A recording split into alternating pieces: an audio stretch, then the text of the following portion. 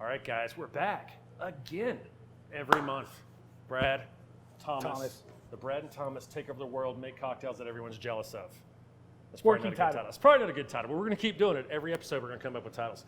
Today, he's going to teach us how to make a Boulevardier. So I'm going to turn it over to Thomas so he can explain that to all of us. Yeah, so if you guys are familiar with classic cocktails, a Boulevardier is one of them, but it's also a riff on a Negroni. Now, a Negroni is equal parts gin, sweet vermouth, and Campari. Boulevardier is just substituting the gin out and bringing in bourbon. And for this one, we're doing a cask strength Boulevardier.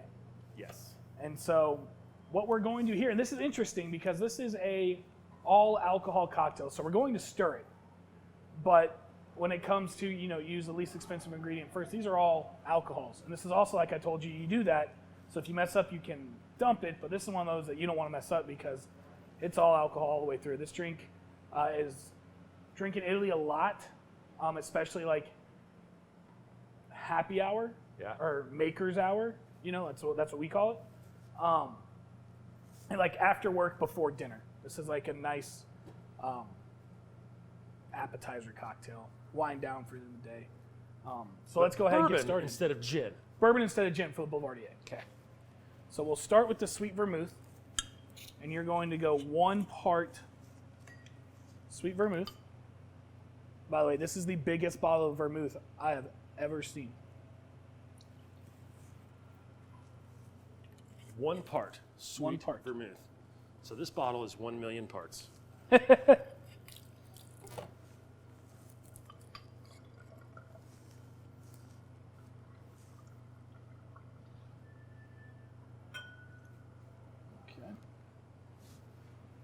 And then you will do 1 part Campari.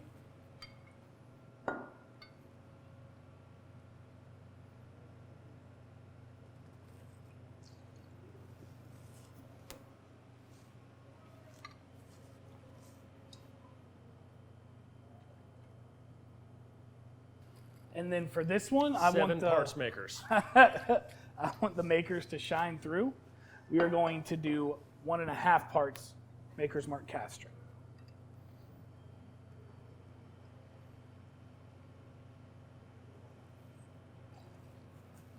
So this one we're using is 110.4 proof. Perfect proof. The perfect proof. As usual, I'm going to go a smidge over 1.5. That's the how I Brad way. roll. This cocktail can be served up or on the rocks. Okay. I prefer to drink mine on the rocks, so that's how we're going to do it. Okay. If you wanted to serve it up, of course you could use a cocktail glass, chill it beforehand like we do, stir it and go. But for this, I'm doing mine on the rocks, so I'm going to put my ice in my mixing beaker.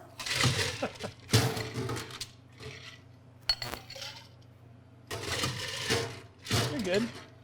Let's go there. Hold on. Ooh. What's going to come out? Am I going to spill ice? I don't know. Let's see We're about to find out. We'll let it sit here, and the extra makers I put in it will help. So then you'll just stir this. I'm watching to see what happens here. Just start slow and easy. That's right, dilute it down. See? It's already dropping.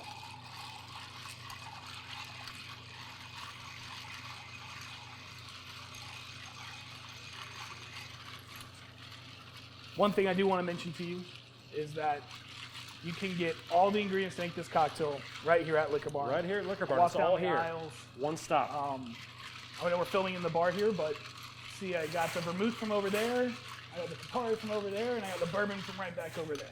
So you have to go up and down every aisle and buy something. I have to say, Thomas, I don't think you thought I could do it. Did you not spill any ice? I didn't spill any ice.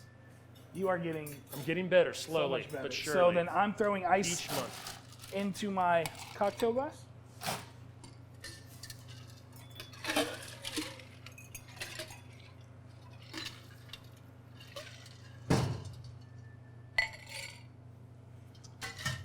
And then you're just going to pour over. We'll do the Thomas move, up and down. Splash there, though.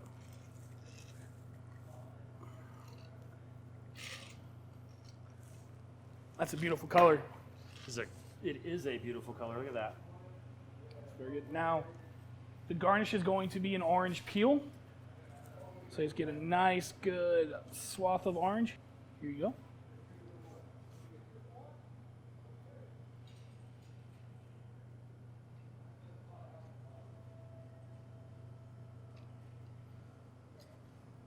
You're getting so much better at that. Getting better. You are. And then Twist. you are just going to express it over. Twist. I'm gonna wipe the rim. I'm gonna monorail this orange slice here. Monorail. Drop it in there.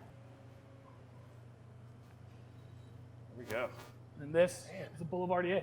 The Boulevardier. We're getting really good. I think our cocktails are getting faster due to that I'm not completely incompetent anymore, due to your teachings. You are getting, I mean, every month we shoot this, you're just a little bit better. I feel like you practice at home a lot. No. I do practice at home a little bit, but I call it Kentucky mixology, is basically straight bourbon and an ice cube. It's about as much as I mix. That's good. It is but good. I mean, I know you've got a lot of fans for this cocktail show we put together. It's true. So whenever they come over to your house, are they asking you to make cocktails? They do, but it's mostly in a challenging way. They just want to see if I can remember what we did. And I have gotten pretty good at the old fashions we've made, because we made a couple different types. Yep. We made a couple things. So it is getting better. So the challenge is coming one day out there.